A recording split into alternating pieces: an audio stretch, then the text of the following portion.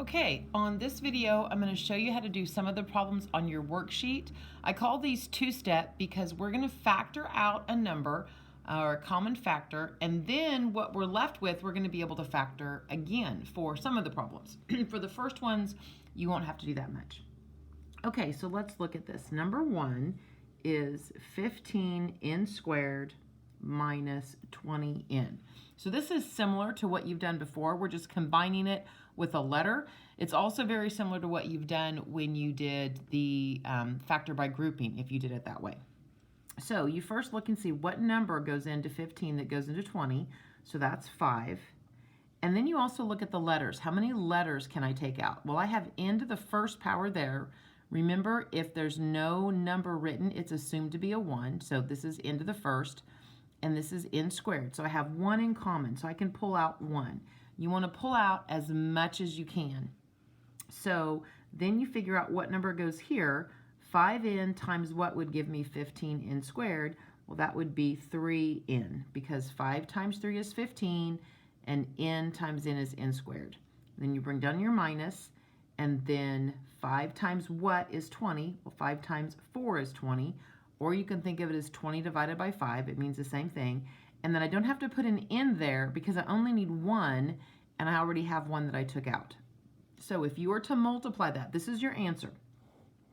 If you were to multiply that back out, you would get 15n squared if you took that times that, and then if you take that times that, you get minus 20n. So if you get your original problem, if you multiply it out and you get your original problem, you know you've done it correctly. Now, you're going to enter these answers on Schoology. I have them set up as a fill in the blank with 2 slots. The first slot is what you pull out. So the first slot, you're going to put in 5n. Make sure you put an n. It will count it wrong if you put an x. If it's a quiz and I know what you're doing, I probably won't count it wrong. But you need to pay attention to your letters, and on Schoology, you need to put an n there. Then the second slot, the second fill in the blank, you're going to put the parentheses. So parentheses, 3n minus 4, parentheses.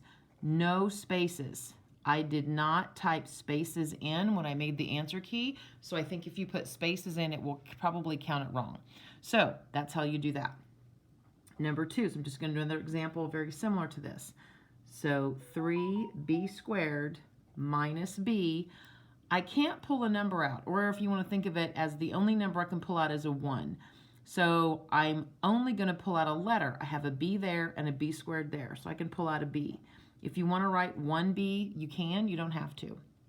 Then I'm left with a 3b, because if I pull out a b, I'm left with 3b. Or if I factor out a b, you can think b times what would give me 3b squared? Well, I need 1 times 3 to give me 3, and I need b times b to give me b squared. Then to get b, I just have a 1. Don't think that this is completely gone.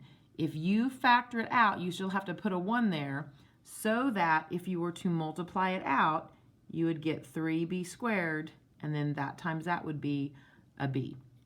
So this is your answer, and remember in Schoology, you're going to put b in the first slot, and you're going to put parentheses 3b minus 1 in the second slot. Okay, so the next section, that's how you do the first 10.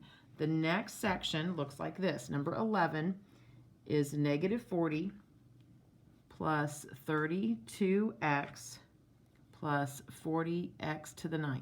So that just means I've got 9x's multiplied together. You guys are very familiar with x and x squared. So if you have a larger number, it just means you have more numbers multiplied together. There are more of those letters multiplied together. So we look at 40 and 32 and 40, and you think what number goes into all of them. If you need to use your factor sheet, you can do that. So the biggest number that goes into those is 8. And I'm going to pull out a negative 8. Well, the number that I multiply by negative 8 to get 40 is a positive 5. And there's no letters. I can't pull any letters out because there's no x on this 40. So I can't pull an x away from the 40, so I can't pull an x out in front. So then I move to this one. So this needs to be a minus 4x because I have a positive 32x.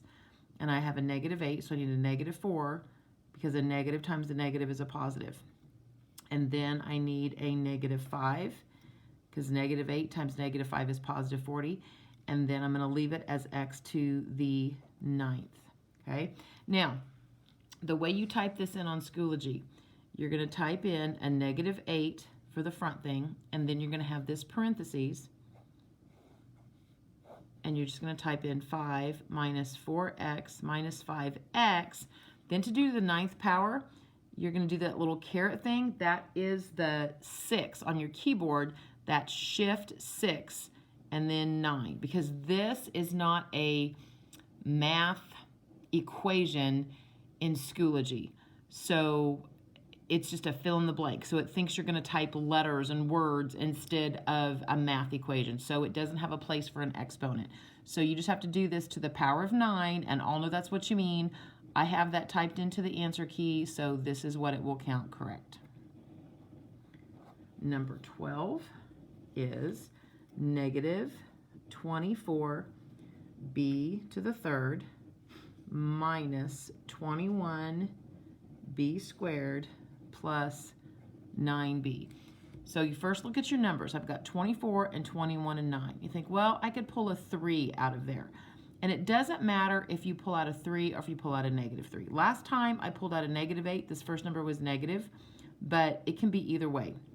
So this time I'm going to pull out a +3 to show you how that would work. So then I have b to the 3rd, b squared, and b to the 1st. So I have at least one b in all of them, so I can factor a b out. So then this needs to be a -8b squared. I get that because -24 divided by +3 is -8.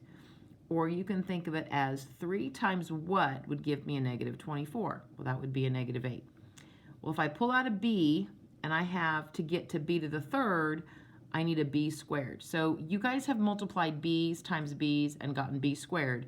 When the number is 1 bigger, it's just the same concept. I need 3 b's multiplied together. This represents 1, so I need 2 more. So now we move on to the next thing. We bring down the minus. 3 times 7 is 21. I have 2 b's there. I pulled 1 out, so I have 1 left. So you end up subtracting exponents. 3 minus 1 gives you 2. 2 minus 1 gives you 1. And then 3 times 3 gives me 9. And I don't need to put a b there because I have a b out there. 3b times 3 will give me 9b. So then in Schoology, you're going to put this in the first slot, and you're going to put this in the second slot. Okay, so let's look at the last two types.